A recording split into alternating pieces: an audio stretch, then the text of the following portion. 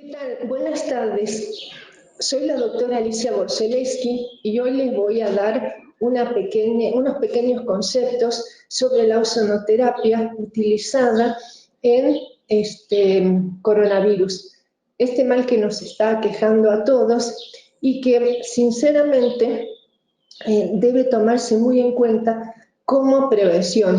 O sea, van a ver el protocolo que gentilmente me mandó el doctor José Luis Calunga, mi maestro y seguramente maestro de muchos de los de ustedes que están escuchándome, con respecto a pacientes sanos, pacientes positivos, pacientes ya positivos sintomáticos y pacientes críticos, sin intubación. Realmente es muy interesante, voy a simplemente dar algunos pequeños conceptos de lo que se trata el coronavirus, pero todos ya tenemos información al respecto. No pasa. Siguiente.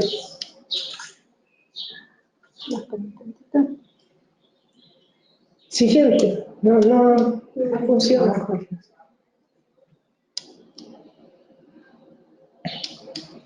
No funciona. Bueno, se trata de un virus monocatenario, es una sola hebra de RNA, el cual se encuentra protegida por una cápside. Esta cápside tiene también proteínas, algunas de ellas son proteoglicanos. Los proteoglicanos son los que le dan las características a este virus de ese efecto de corona que tiene. Ya desde 2002 y también en 2012 hubo dos epidemias de coronavirus. El primero fue un alfa coronavirus, el SARS-CoV-1 vendría a ser. Este apareció en 2002-2003 también en China. Y el MERS-CoV es un beta coronavirus, es un síndrome respiratorio del Medio Oriente y que también se esparció por China.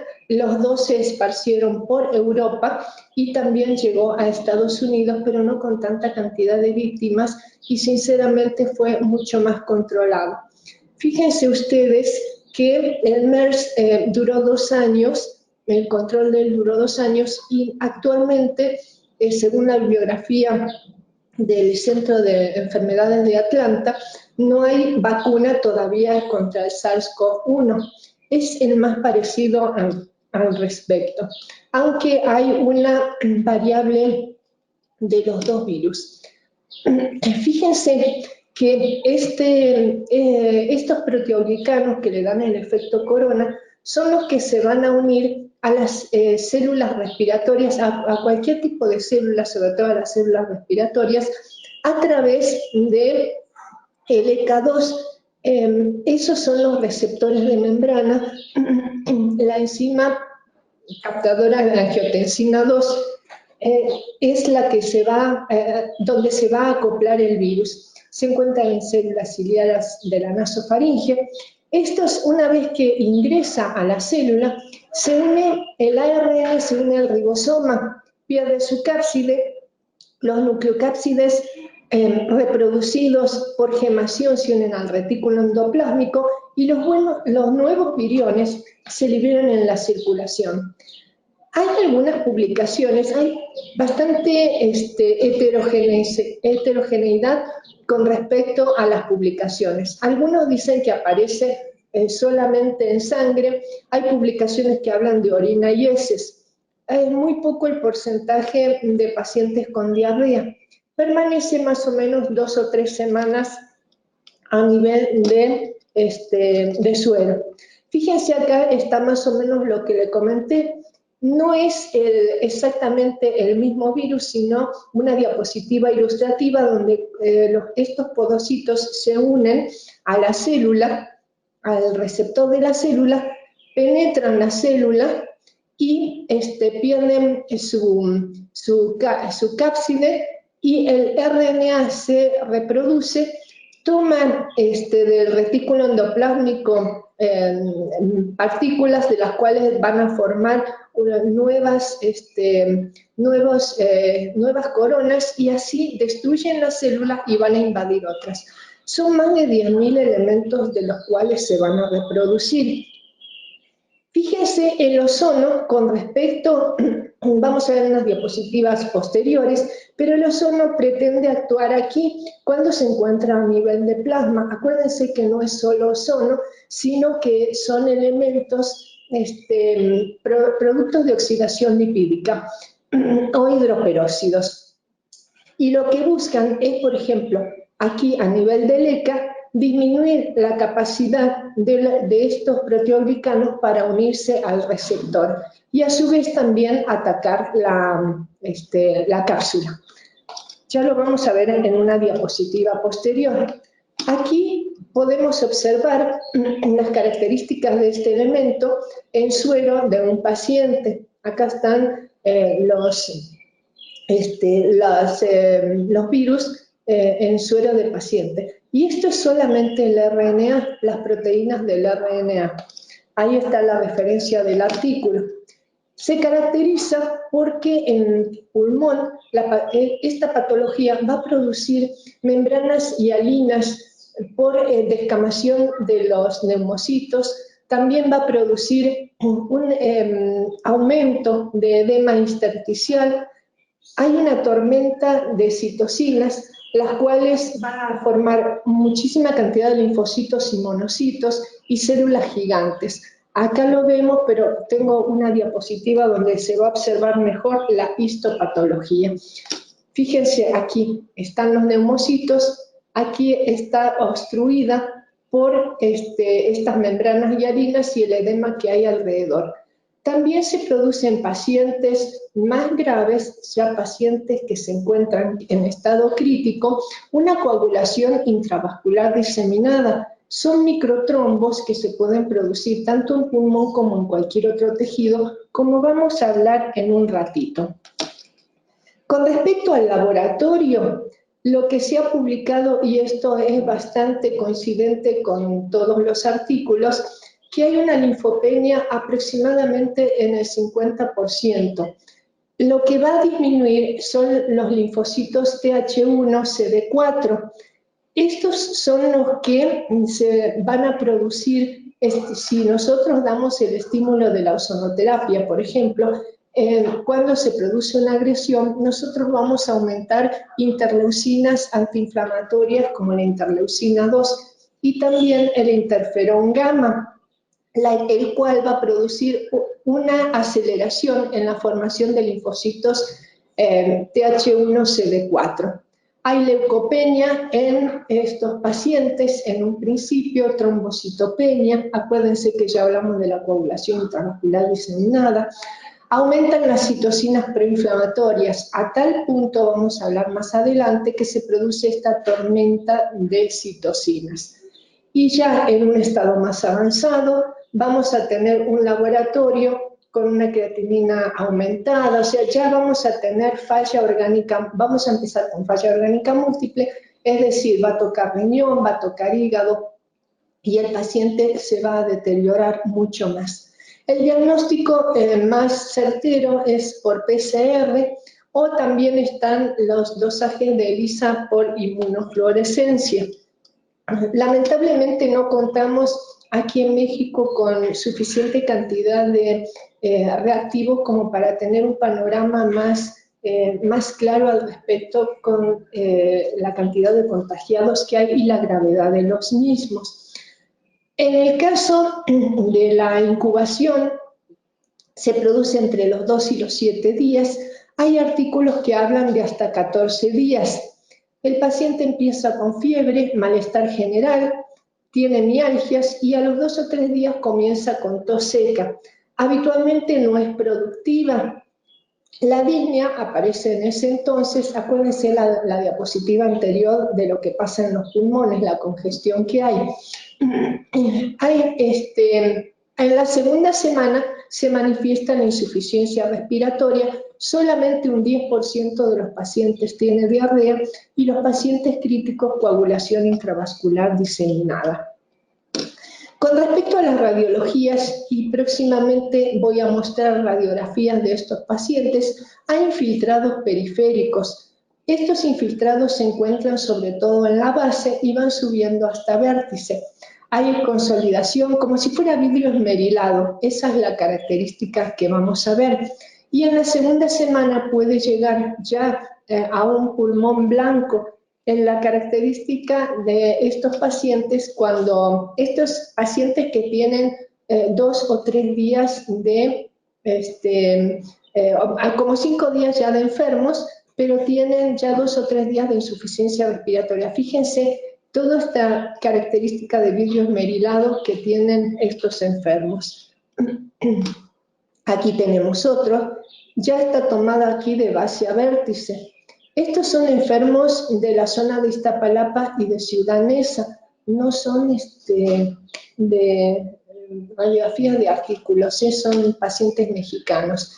Y aquí fíjense en base, en tomografía, en una tomografía, cómo se encuentran las bases todas ocupadas y en la medida que va subiendo, como vamos a ver en la diapositiva posterior, en la medida que va subiendo estos vértices y así vamos bajando, cómo todos los campos pulmonares van invadiéndose con estos elementos algodonosos.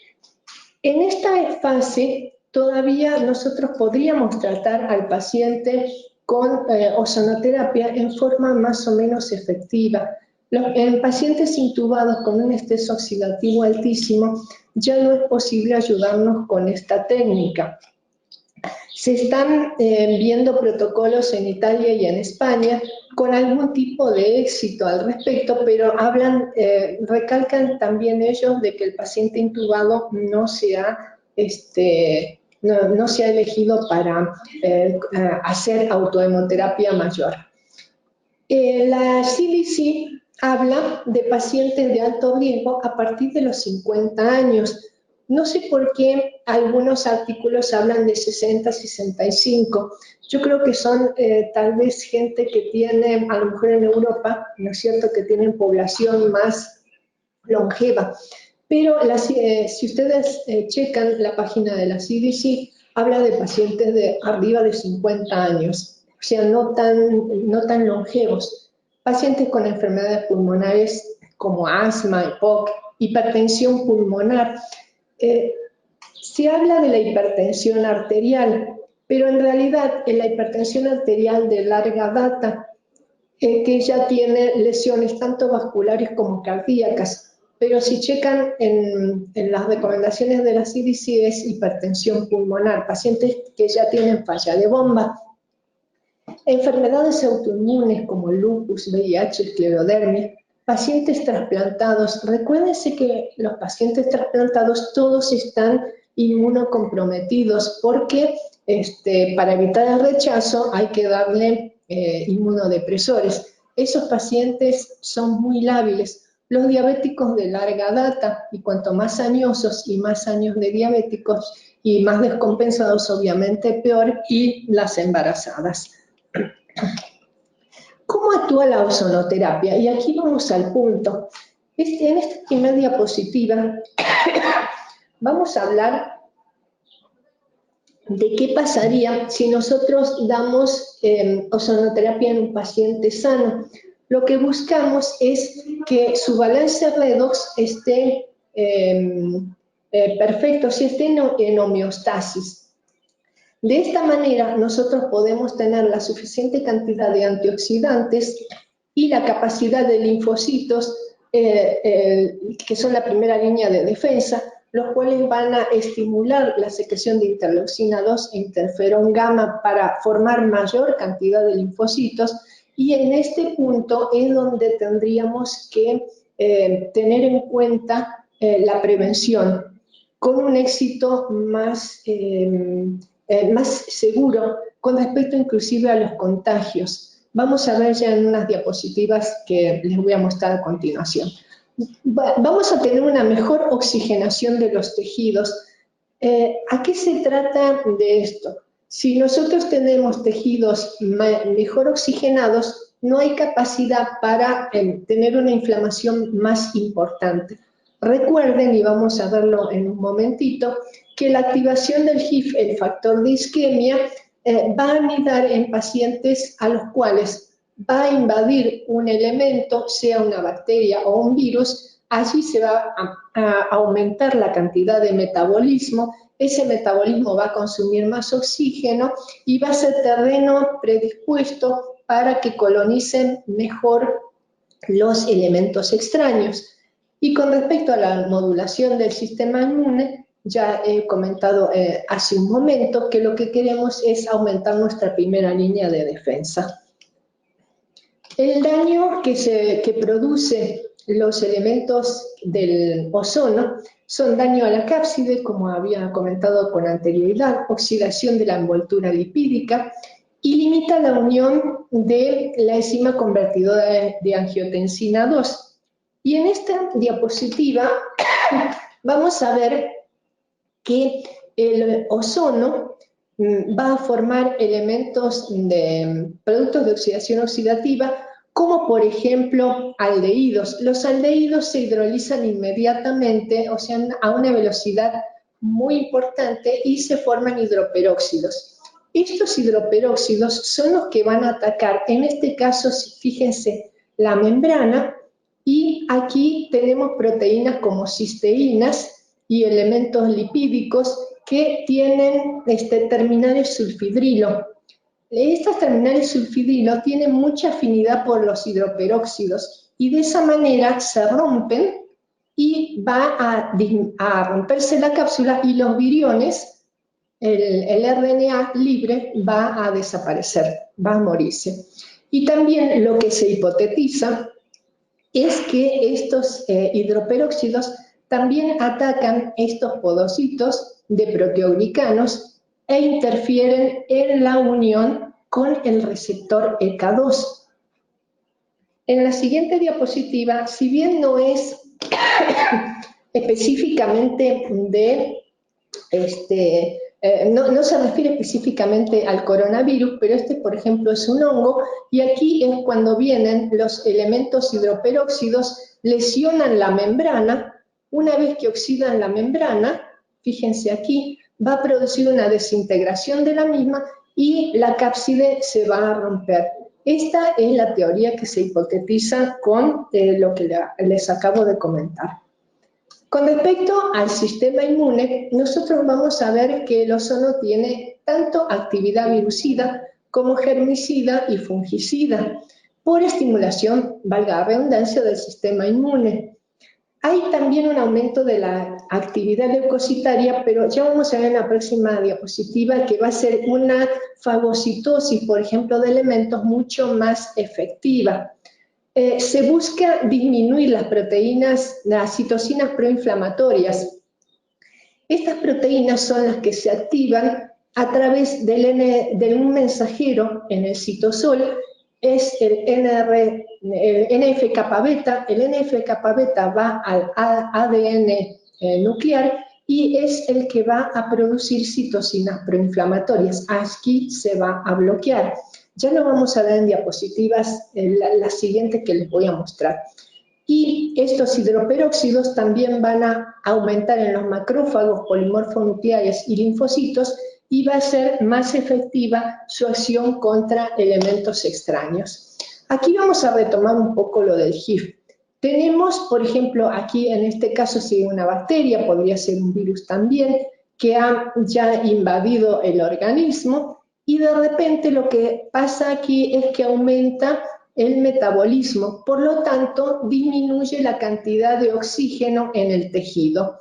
Al disminuir la cantidad de oxígeno en el tejido, el HIF, que aquí era destruido por elementos plasmáticos, entonces no se va a destruir y se va a unir al núcleo el HIF-1 alfa con el HIF-1 beta, se va a formar el HIF, es el factor de isquemia, y este elemento es el que va a producir un aumento de citocinas proinflamatorias también.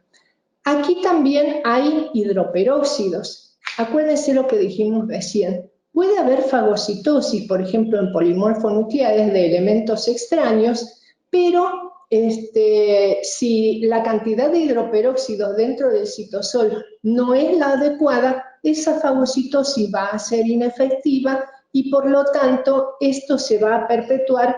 La bacteria o el virus va a vivir dentro del neutrófilo y no se va a alcanzar a destruir. Cuando nosotros damos, van a ver el protocolo del doctor Calunga y la doctora Silvia Menéndez, que habla de que nosotros no vamos a dar las dosis que estamos acostumbrados a dar de ozono, vamos a dar mayor cantidad en pacientes asintomáticos o positivos con sintomatología leve, aproximadamente 1 miligramo. Quédense tranquilos que les vamos a mandar vía correo el protocolo completo. Yo solamente lo voy a comentar, pero se les puede mandar el protocolo completo y es aproximadamente 1 miligramo por enzima. Se baja la dosis en pacientes críticos porque el estrés oxidativo es tan alto que terminaría provocando citocinas o terminaría inflamando más al paciente. Entonces, esta es más o menos las causas por las cuales sería más efectivo la ozonoterapia. Nosotros, de acuerdo a la diapositiva anterior, aumentaríamos la cantidad de oxígeno a nivel celular y a nivel plasmático. ¿Por qué? Porque se produciría también una vasodilatación, un aumento del óxido nítrico y vamos a tener más cantidad de oxígeno a nivel de los eritrocitos. Ya vamos a ver eso. Aquí es de lo que estoy hablando. Mejora la producción de óxido nítrico. Acuérdense que el ozono actúa sobre células liberadoras de óxido nítrico a nivel de endotelio, pero si nosotros tenemos un aumento de estrés oxidativo, el óxido nítrico se va a oxidar a óxido nitroso, el cual va a producir vasoconstricción y edema. O sea, va a producir el efecto contrario. Nosotros lo que queremos mediante la colocación de ozono en nuestros pacientes es que se libere óxido nítrico y se produzca una vasodilatación.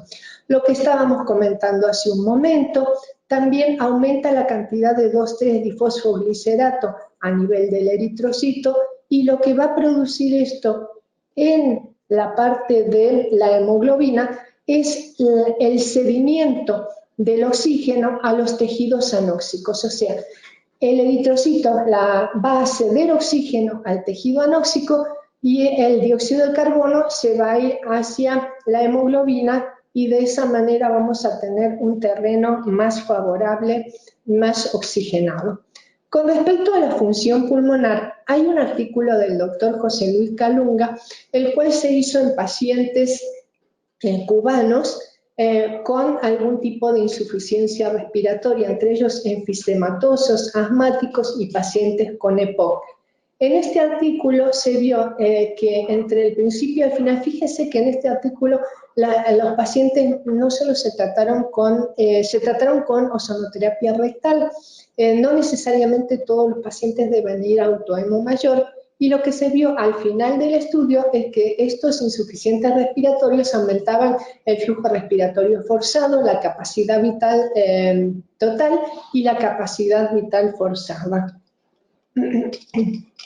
Con respecto a la acción sistémica del ozono, y ahora vamos a ir al punto, yo sé que es muy álgido este tema, espero que con los globitos se entienda un poco más, y los que han ya escuchado alguna clase mía, sobre todo a primer nivel, ya hablamos de esta situación, de cómo actúa en los mensajeros celulares.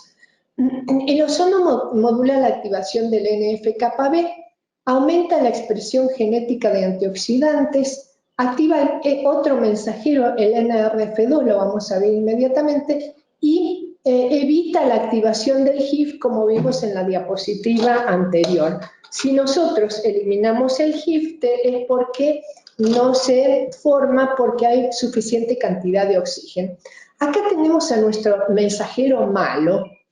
Cuando nosotros tenemos disminuida la cantidad de oxígeno y tenemos suficiente cantidad de hidroperóxidos en una manera desordenada, va a los receptores de membrana, fosforila el inhibidor, porque este está bloqueado por un inhibidor del NF-κB. El NF-κB, este mensajero, va al núcleo, y el núcleo es el que produce la expresión genética de citocinas preinflamatorias, todas interleucinas inflamatorias, factor de necrosis tumoral, y el NRF2 no se encuentra activado. Si nosotros modulamos con dosis adecuadas de oxígeno, vamos a activar el NRF2. El NRF2, una vez activado, no va a permitir que el NF-κB se active.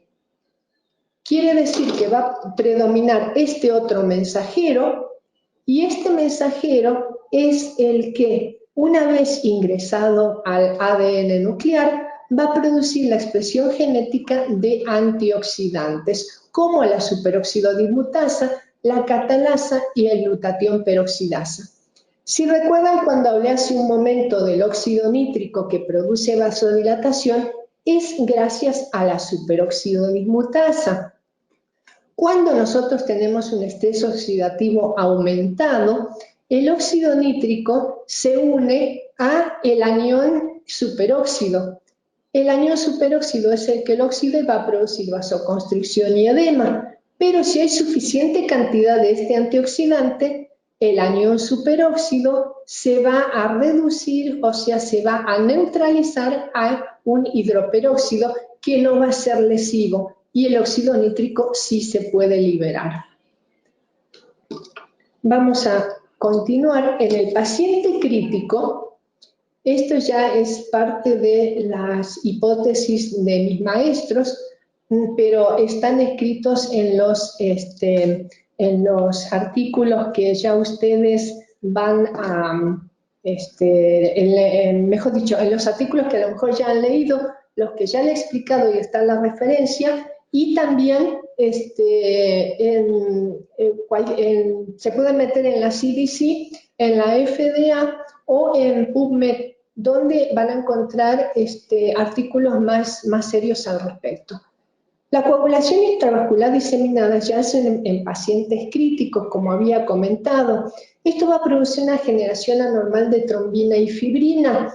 Este estrés oxidativo aumentado va a producir un despulimiento a nivel del endotelio vascular.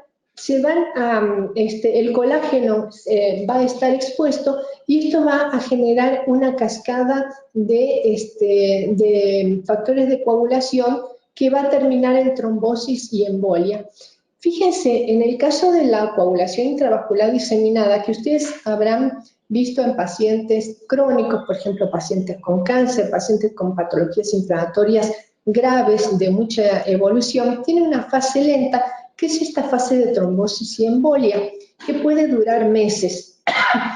En nuestros pacientes de COVID-19, esta fase, a pesar de ser lenta, es mucho más rápida que estos pacientes crónicos. Y posteriormente se produce una fase rápida donde se consumen los factores de coagulación y aparecen hemorragias. Vamos a tener entonces un paciente comprometido con lugares de coagulación y de hemorragia a la vez. Se produce, dado el estrés oxidativo enorme que hay en estos enfermos, una tormenta de citocinas. Estos activan estas células endoteliales, o sea, estas interleucinas son las que van a despulir el endotelio y van a provocar esta cascada de coagulación. Hay un flujo sanguíneo a nivel alterado, a nivel microvascular. Aquí es muy interesante, la verdad que es un poco complicado de entender, porque a nivel microvascular es donde se va a producir la mayor cantidad de hemorragias. Tenemos trombosis a nivel de los grandes vasos, y a nivel microvascular tenemos más cantidad de hemorragias. Es como si fuera un tremendo síndrome de isquemia reperfusión. Así de dañino es este elemento. Quiere decir que si nosotros damos más cantidad de oxígeno, se va a producir una cantidad enorme de estrés oxidativo, porque se liberan muchísima cantidad de hidrógenos. Estos hidrógenos son los que van a actuar como oxidantes. Entonces, vamos a observar que esta tormenta de citocinas actúa sobre los linfocitos, provocando linfocitos, muchísima cantidad de linfocitos, pero estos linfocitos y los macrófagos y los neutrófilos van a tener una hiperactividad y una cantidad mucho más aumentada, más bien descontrolada. Estos, lejos de tener un efecto positivo en el paciente, van a aumentar la cantidad de interleucinas proinflamatorias, lo que va a provocar que esto se produzca un círculo vicioso con aumento de estrés oxidativo y proliferación descontrolada de estos elementos. Los macrófagos aumentados van a consumir eritrocitos, van a producir una hemofagocitosis y una hiperferritinemia. También van a provocar esta tormenta de interleucinas, la activación de trombina y la formación de fibrinolisis. A nivel del daño pulmonar es lo que hipotetizan los doctores que han escrito este artículo, los doctores Calunga y la doctora Silvia Menéndez, es también un daño alveolar difuso, la formación de una membrana hialina, como hemos visto en la histopatología al principio de la charla. También hay un edema intersticial que dificulta el intercambio gaseoso, produce hipoxemia, y estos son los pacientes que pueden llegar a terminar en un sistema ventilatorio. No es aconsejable, les vuelvo a repetir, que pacientes intubados estén con este tipo de tratamiento. Este estrés oxidativo severo que se produce en estos pacientes se acompaña, como vimos, a nivel microvascular de una coagulación intravascular diseminada y una respuesta inmune descontrolada, exagerada pero descontrolada. Entonces, ¿cómo va a actuar el ozono? La parte antiinflamatoria ya la hemos hablado durante toda la charla. Tiene un efecto protector a nivel endotelial. Lo que produce es un efecto antitrombótico. Si nosotros tenemos una buena oxigenación, una buena liberación de óxido nítrico y la cantidad de HIF, o sea, estamos controlando el factor de isquemia, obviamente que no va a ser terreno favorable para producir estos efectos de coagulación y hemorragia. Esto se consigue a través, vuelvo a repetir, de la cantidad suficiente de superóxido dismutasa, que es el primer elemento antioxidante a considerar. Recuerden ustedes, para los que alguna vez han escuchado charlas mías, que la superóxido dismutasa, dada como prevención en pacientes sometidos antes de isquemia o reperfusión, habían aumentado en el grupo control, inclusive habían aumentado 4 veces más antes de que se produjera la isquemia reperfusión. O sea, es muy importante tener en consideración esta. Las recomendaciones no solo autohemo menor, como aconsejan los autores, sino también que la ozonoterapia sistémica esté en consideración.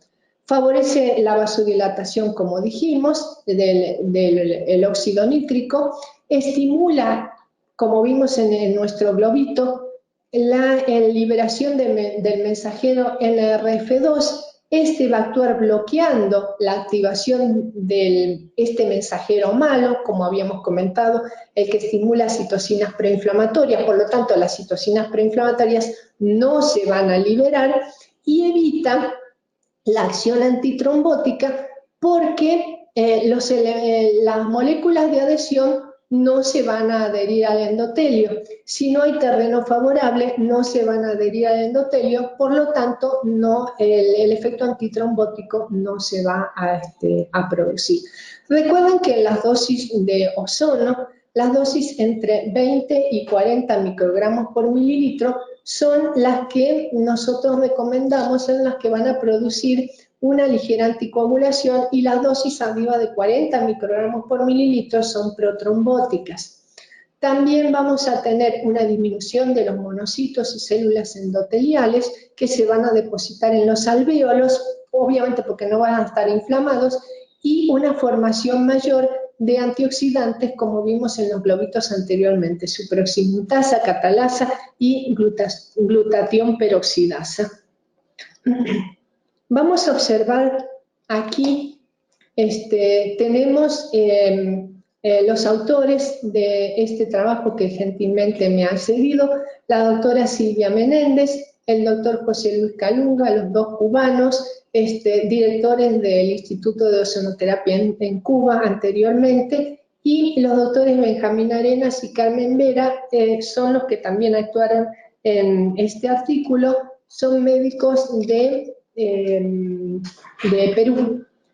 Aquí vemos las recomendaciones de los autores. Pacientes sanos o pacientes asintomáticos son los que nosotros vamos a tener que tratar y que mejores resultados pueden llegar a tener. En el caso de la ozonoterapia rectal, vamos a comenzar con 3 miligramos y vamos a llegar en 4 semanas hasta 4 miligramos. Esto no es que van a estar 2 semanas con 3 miligramos y 2 semanas con 4. En el protocolo de los doctores, que se los podemos hacer llegar a ustedes, por supuesto, está la recomendación semana por semana. Fíjense que 4 miligramos no se suele dar en pacientes a lo mejor de bajo peso, por ejemplo 50 kilos, pero nosotros debemos considerar que el estrés oxidativo que queremos combatir o que deberíamos combatir es mucho mayor. Aquí no tenemos todavía un terreno de esta famosa tormenta de citocinas, por lo tanto podemos hiperestimular a nuestro paciente con dosis mayores. En el caso del autohemo menor, vamos a dar 5 centímetros cúbicos de ozono y vamos a dar 5 centímetros cúbicos de sangre entre 30 y 35 microgramos por mililitro durante 2 semanas, 2 por semana, perdón, durante 4 semanas, o sea, todo el mes. Fíjense, esto todo el mes, esto también todo el mes. De repente, un consejo sería tener en consideración, dada la severidad del cuadro, que pacientes tal vez más jóvenes pudieran solamente recibir autohemo menor, pero en pacientes de mayor riesgo, a lo mejor pacientes de más edad o pacientes sanos, pero que tienen algún tipo de, sobre todo la edad, ¿no es cierto?, y más sedentarios, a tal vez considerar la ozonoterapia rectal junto con la autohemo menor. Y con respecto al autohemo mayor, dar 100 mililitros de sangre, 100 mililitros de ozono a 30 microgramos por mililitro, uno semanalmente durante 5 semanas. En pacientes sintomáticos, o sea, pacientes positivos pero sintomáticos, nosotros vamos a tener leves, moderados y severos. En el caso de los pacientes leves, son los pacientes que se encuentran tal vez en la casa. Entonces, estas personas pueden recibir autohemo mayor, 100 mililitros de sangre, igual que el anterior, a 30 microgramos por mililitro, 3 veces por semana, 2 semanas. Pacientes moderados, pero que todavía no se encuentran en terapia intensiva, 100 mililitros de sangre, 100 de ozono a 35, ya acá estamos subiendo la dosis diariamente por 2 semanas. Pero pacientes severos no intubados, la dosis, fíjense cómo baja drásticamente con respecto a la anterior, por la cantidad de citocinas proinflamatorias que hay. O sea, el estrés oxidativo es tan grande que nosotros tenemos que tener cuidado de no oxidar al paciente, porque si no va a ser mucho más lesivo para él. En una de las referencias que he mostrado al principio hay un artículo que lo van a encontrar en PubMed.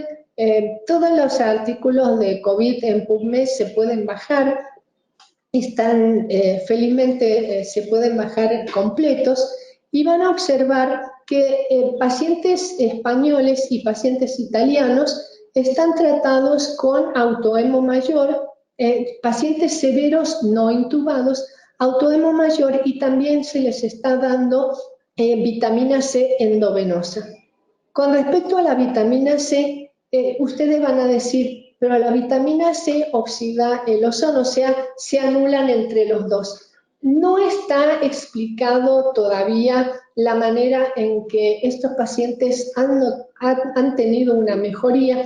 Es de suponer que a pesar de que se dan las dos en combinación, las dos terapias, o sea, la terapia convencional que se da al paciente, pero a su vez se le da autohemo mayor y después de unas horas se da vitamina C y se vuelve a dar la autohemo mayor y vitamina C.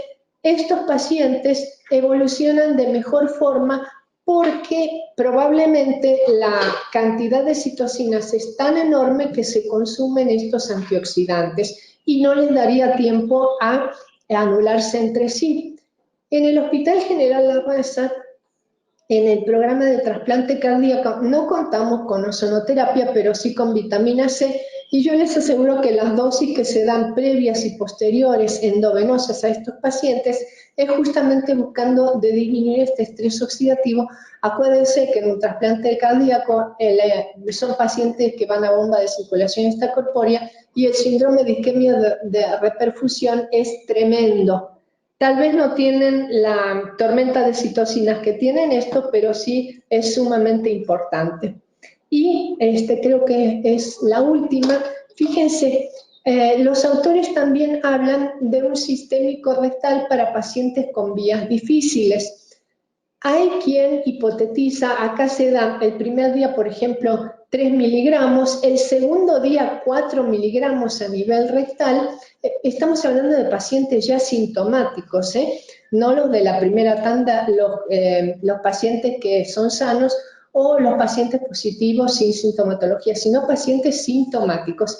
Y desde el día tercero hasta el día 14, 6 miligramos, o sea, es una cantidad sumamente importante. Acuérdense que aquí no son los pacientes críticos, sino más bien los pacientes leves o moderados, pero se pueden dar esta cantidad de ozono.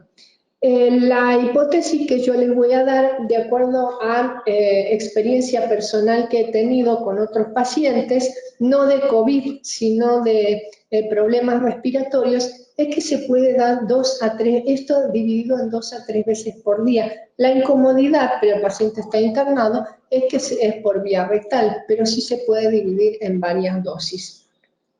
En el caso también les voy a comentar que por razones lógicas y leyendo estos artículos que han salido tanto de ozonoterapia como de vitamina C, sería conveniente, una vez que terminemos nosotros nuestro tratamiento con ozonoterapia en nuestros pacientes, sería conveniente esperar una semana y darle vitamina C por lo menos por 3 meses diariamente, a pesar de que estuvieran asintomáticos o no, para continuar el efecto antioxidante y estimulante linfocitario que se va a producir.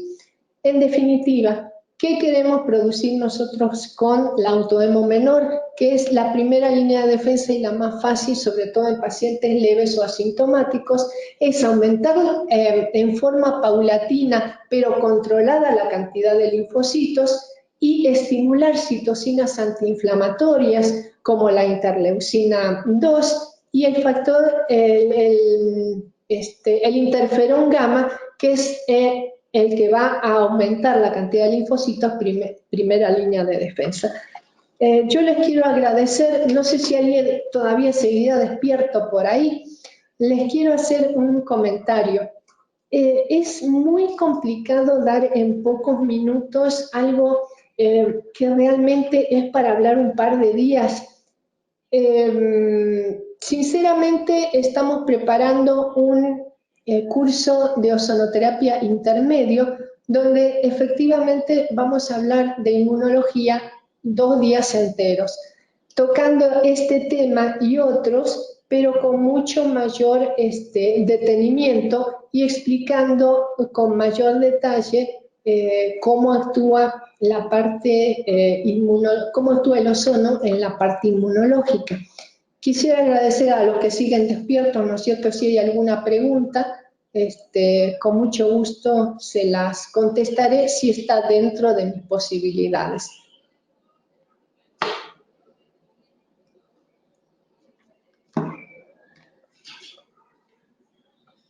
No hay preguntas. Se durmieron todos. Qué bueno. Muchas felicidades por la charla, estuvo muy interesante. Gracias, doctor. ¿Cómo aplica la ozonoterapia en solución salina?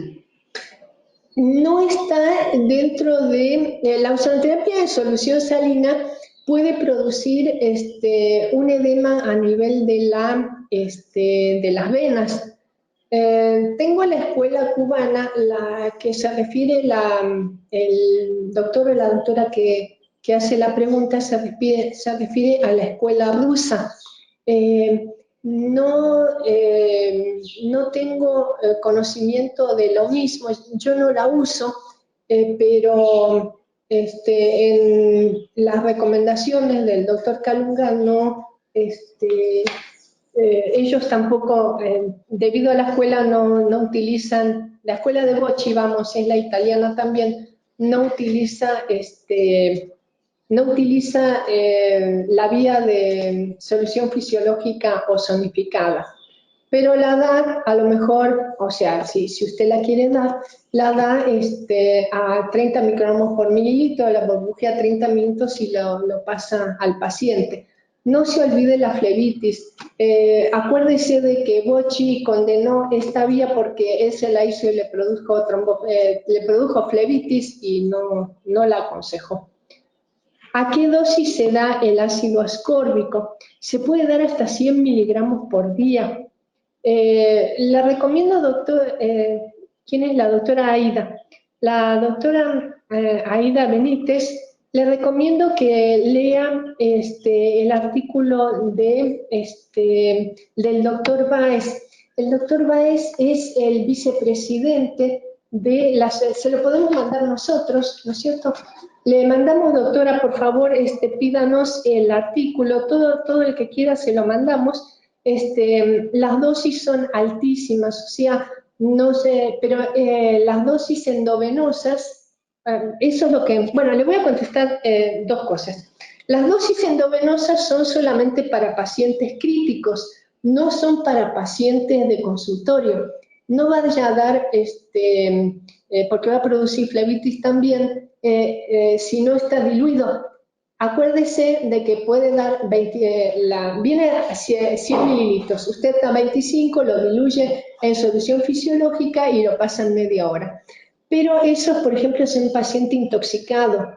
Pero en pacientes, por ejemplo, que van a isquemia de perfusión como el trasplante cardíaco, nosotros damos la ampolla completa 4 horas antes. No tengo experiencia con COVID, pero hablan de hasta 400 miligramos. Fíjese, estos elementos hay que tener mucho cuidado por eso, porque son de los que hablan los autores, son pacientes en estado crítico. Pero si usted se refiere a qué cantidad le vamos a dar de ácido ascórbico a pacientes de consulta externa, asintomáticos o COVID positivo o pacientes sanos, durante 3 meses, como dije al principio de la charla, se le puede dar durante 3 meses posterior al tratamiento con ozonoterapia, todos los días en las ayunas, una cápsula de redoxón o bueno, el elemento que encuentren en la farmacia, 1 por día durante 3 meses.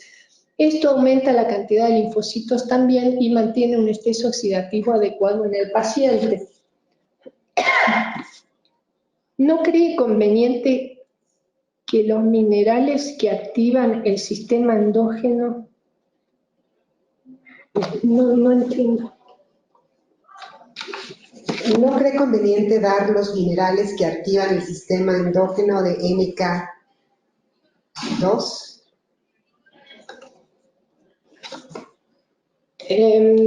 No lo sé, doctor Mike Jiménez. María Luisa. No lo sé, doctor. Yo hablé solamente del ozono. No sé qué pasaría si nosotros diéramos desde el punto de vista, además de dar ozonoterapia, si nosotros diéramos también algún tipo de sustituto para activarlo. Supongo que se potenciaría, pero no tengo conocimiento al respecto y no hay nada publicado. La dosis rectal en miligramos por kilo de peso, la dosis por kilo de peso es 0.05 microgramos por kilo de peso. Por lo tanto, si nosotros tenemos un paciente de 60 kilos, por ejemplo, y damos a 40 microgramos por mililitro la dosis, tenemos, por ejemplo, 4 por 5, 20. Tenemos 2 miligramos en ese paciente. Tenemos que multiplicar 0.05 o multiplicar por 5 la dosis de microgramos. Supóngase, doctora María Luisa, usted tiene su máquina que da a 40 microgramos por mililitro el flujo. Si le da 40 microgramos por mililitro, usted en un paciente de 60 kilos va a multiplicar 6 por 5, 30. Por lo tanto, va a dar 3 miligramos en ese momento. 3 miligramos a 40 microgramos por mililitro va a ser una jeringa de 50 y una de 25. 75 mililitros de ozono a 40 microgramos por mililitro son 3 miligramos. En resumida cuenta, es 0.05 por los kilos de peso. O 5 por los kilos de peso y ahí saca los miligramos. No sé si se entendió.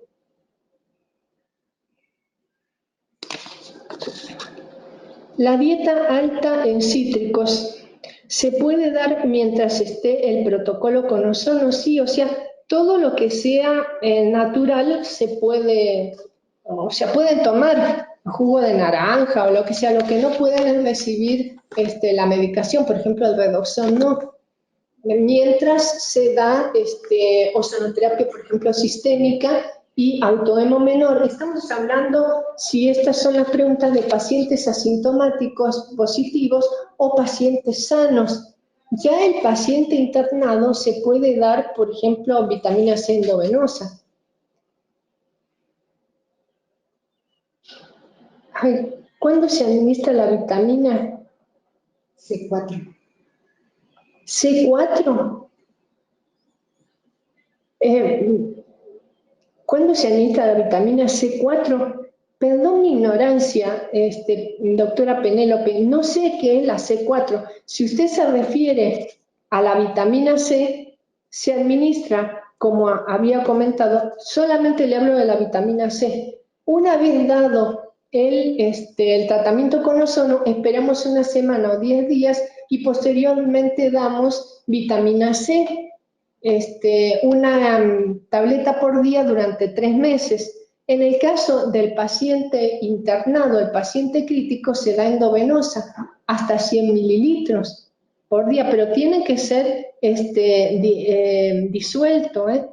Y de mantenimiento vía oral por 3 meses, ¿cuál sería la dosis? Bueno, creo que ya le contesté. Es una tableta por día durante 3 meses. No hablamos de mantenimiento, es tratamiento. Mínimo 3 meses. ¿Alguna otra pregunta? Es una lástima, realmente es muy impersonal y a veces no les entiendo bien las preguntas y no sé si transmito las dudas que tienen. Tal vez quieran hacerme la misma pregunta vía correo, como están enganchados, ¿no es cierto? Y de repente yo se las podría volver a contestar también por correo. Si no nos entendemos, podemos comunicarnos telefónicamente. Eso sería de ponernos de acuerdo para que no se queden con el mal sabor en la boca, por favor. ¿Alguna otra pregunta? Sí, varias. Según los lineamientos que salieron de la ISCO 3, igual recomiendan la menor CN, una variación a 90 microgramos. ¿Qué opina acerca de esto? Bueno, Mis respetos por el doctor Gregorio Martínez y la doctora Schwartz, que son los que hacen las recomendaciones. Yo no estoy de acuerdo, pero en lo personal prefiero una escuela más conservadora. Ellos hablan de dosis mucho más altas, pero acuérdense que los pacientes que se están tratando en Europa tal vez son más longevos, tal vez tengan un estrés oxidativo más controlado. Yo sé que, por ejemplo, en México, si se dieran dosis tan altas, nosotros terminaríamos oxidando a estos pacientes y nosotros provocaríamos, no sé si una tormenta de citocinas, porque eso lo hace solamente una alocada formación de interleucinas proinflamatorias, pero sí dañaríamos a nuestra paciente lejos de ayudarle. No concuerdo con las dosis de la ISCO. Prefiero las dosis que recomiendan los cubanos.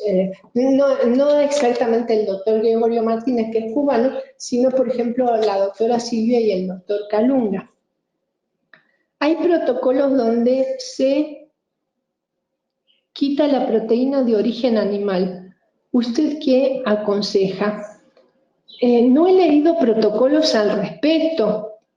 Las proteínas de origen animal, pero el paciente, lo que me gustaría saber es si se refiere a un paciente de consultorio o un paciente internado. El paciente internado no come, así que no se le da, o sea, o están intubados o no están en condiciones de comer. Proteínas que se dan, pero a nivel sistémico. No sé si se refiere a eso, doctora Lourdes. No le entiendo la pregunta. Podríamos abrir los micrófonos, quizás.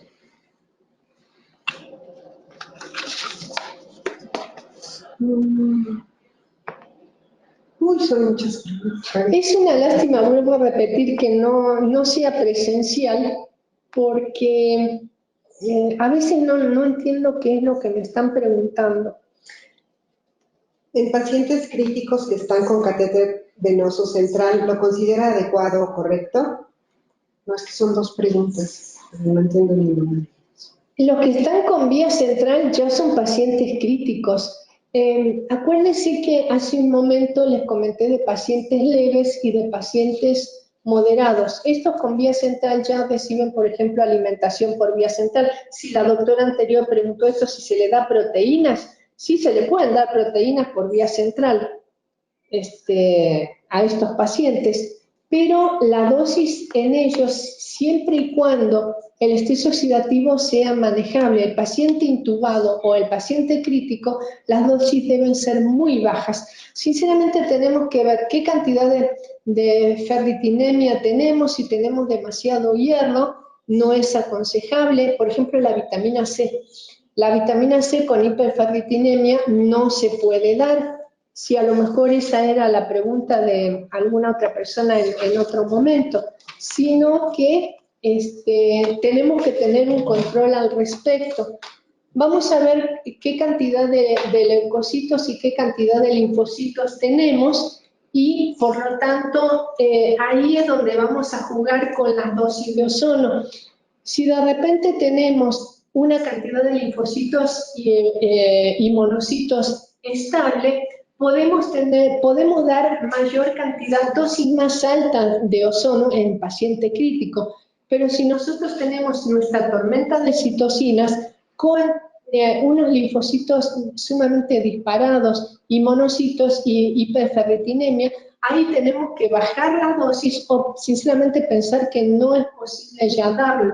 Igual que la vitamina C tampoco se puede dar en estos pacientes. ¿Qué opina de dar vitamina D, omegas? No son pacientes que la vitamina D y los omegas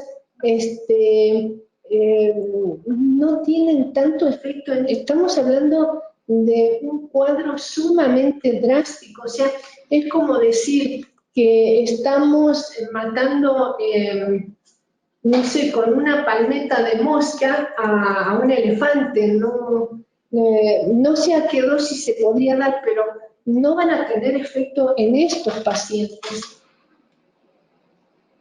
Se habla de la ozonoterapia por vía rectal y por vía oral.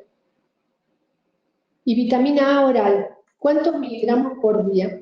Le vamos a mandar el protocolo, doctor Samuel, de la ozonoterapia por vía rectal. Había comentado yo de empezar con 3 miligramos y subir hasta 6 miligramos en pacientes asintomáticos positivos o pacientes sanos. Pero en los pacientes ya más oxidados hay que pensar en dosis por kilo de peso. Multiplica ese 0.05 o 5 por los kilos de peso y esa es la dosis máxima que usted va a dar más 1 miligramo. Por ejemplo, hablábamos de nuestra paciente de 60 kilos, ese paciente de 60 kilos no le voy a terminar con 3 miligramos, voy a terminar con 4 o con 5 miligramos.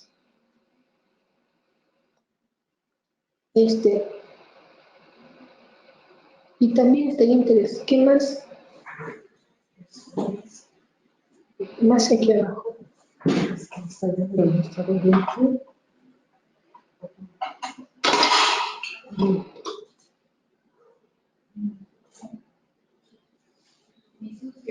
Pero eso es que está agradecido. Bueno, ahí le agradece. Yo no sé si nos confundí más o no. Me gustaría que, por favor, si no quedaron satisfechos con las respuestas, vuelvan por favor a mandar las preguntas y yo se las voy a ir contestando por vía electrónica o les vuelvo a repetir.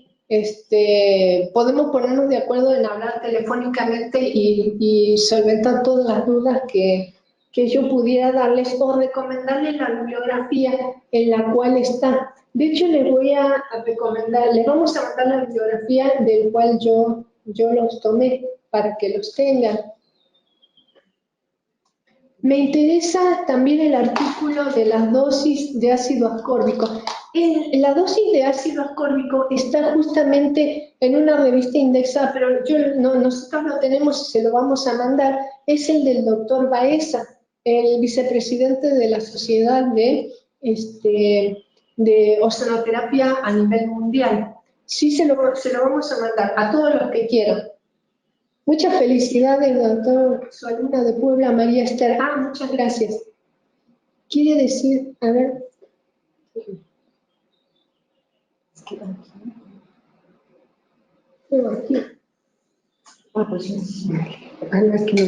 Quiere decir, la terapia rectal se usa en días continuos hasta 16 días. Mire, María Esther, las dosis que solemos dar en este tipo de pacientes, qué buena pregunta, eso no está publicado y sin embargo es algo que ya lo que hacemos Ozono podemos tener pie al respecto. En pacientes con VIH, pacientes con inmunodeprimidos, pacientes con cáncer, nosotros damos 6 meses de ozonoterapia rectal. No tenga miedo de que sean 16 días o un mes, lo puede dar hasta que el paciente mejore. Entonces, lo que usted tiene que vigilar es el estrés oxidativo, si el paciente tiene, por ejemplo, gusto metálico en la boca, si, por ejemplo, el paciente refiere sensación de que está abotagado, con dolor de cabeza, sobre todo lo de gusto metálico en la boca, y en el peor de los casos, orinas rosadas, ahí es donde puede bajar la dosis, pero directamente podría no suspenderla, simplemente bajar la dosis. Supóngase, si lo da a 6 miligramos, lo baja a 3 miligramos y se lo sigue dando. No tengan miedo de que sean 16 días, pueden ser meses. Estamos hablando ya no de pacientes asintomáticos, o de pacientes sanos, sino de pacientes sintomáticos que han quedado con una insuficiencia respiratoria. Esos pacientes mejoran muchísimo si nosotros les seguimos dando la terapia rectal, no la autodemo menor. Si quiere, con mucho gusto, lo podemos platicar o yo le puedo recomendar la dosis de acuerdo a la patología de su paciente, si está sintomático, y la dosis que le debe dar por kilo de peso. Bien, quedó claro, muchas gracias. La vía oral con agua ozonificada. ¿Podría significar en algo? ¿Vía oral con agua ozonificada? No, el agua ozonificada es para lavar heridas. Acuérdense que el agua ozonificada tiene que ser burbujeado a 60 microgramos por mililitro, por ejemplo, durante media hora. Tiene que ser agua bidestilada. Esa agua bidestilada solamente absorbe el 10% del total de ozono que nosotros burbujeamos y después de media hora prácticamente no sirve. No la tome porque le va a caer pesado como una piedra a su paciente. Entonces, la verdad se va a sentir mal. Es como si le dijera si tomara aceite ozonificado. Tampoco, el aceite ozonificado tal vez sí pudiera servirle. Nosotros estamos tratando algunos pacientes con autohemo menor, con rectal o rectal solamente los que no pueden autohemo menor, y les estoy dando cápsulas de polvo ozonificado, de aceite ozonificado. Las cápsulas de aceite ozonificado que están recibiendo mis pacientes en estudios son las cápsulas que aquí producimos, son de mayor potencia, son más estables también a temperatura ambiente y les puede dar entre 2 y 3 cápsulas por día junto con la terapia rectal. Sí, aceite ozonificado, sí, cápsulas de aceite sí, pero agua no. Una pregunta, si una persona tiene un generador de ozono para purificar aire en su dormitorio, ¿ese ozono surge algún efecto positivo en el aparato respiratorio? Tienen que tener cuidado. El generador de ozono que se utiliza para ambientes no es el generador de ozono que se utiliza para terapia.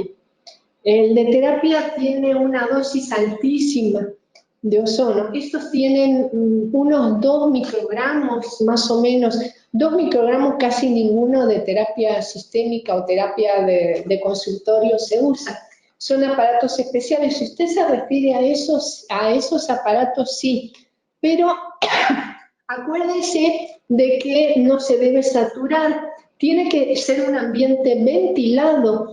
Hay equipos en los cuales se produce una descarga a nivel del generador, toma partículas del medio ambiente y las esteriliza. Sí las va a esterilizar y va a tener moléculas, o sea, partículas estériles flotando por la habitación, pero si no está ventilada se puede intoxicar con el ozono. Entonces tenga mucho cuidado y también el generador tiene que ser pequeño porque son aparatos para 100 metros cúbicos.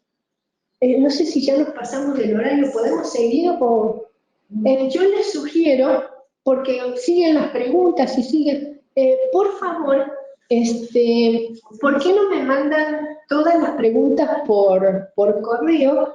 Vamos a ver si no se me acaba de ocurrir, yo creo que puede ser factible, reúno todas las preguntas para que no se queden con mal sabor de boca y en 15 días nos volvemos a conectar y voy contestando las preguntas.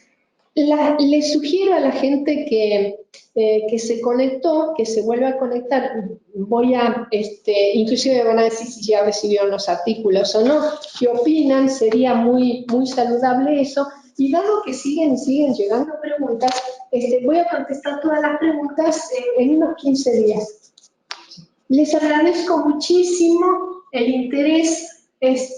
Voy a tratar de ver, de acuerdo a las preguntas, a lo mejor hacer una pequeña presentación previa, a lo mejor conteste muchas de las preguntas que están haciendo. Voy a incluir la vitamina C, que me preguntaron hace un rato, van a haber leído el artículo, así que van a saber inclusive más que yo. Les agradezco muchísimo su atención, el interés. Veo que no se han dormido, veo algunos alumnos míos, les agradezco que todavía tengan la capacidad para aguantarme. Y estamos preparando un curso intermedio donde todo esto se puede dar en un par de días y sinceramente va a ser mucho más comprensible tanto en enfermedades inmunológicas como enfermedades crónicas, donde eso queda como tintero, dado que el tema es muy denso, Sinceramente, hemos pensado dar otro curso de un par de días. Les vuelvo a repetir, les agradezco mucho y nos vemos aproximadamente en 15 días. Ya les vamos a mandar la invitación. Buenas tardes.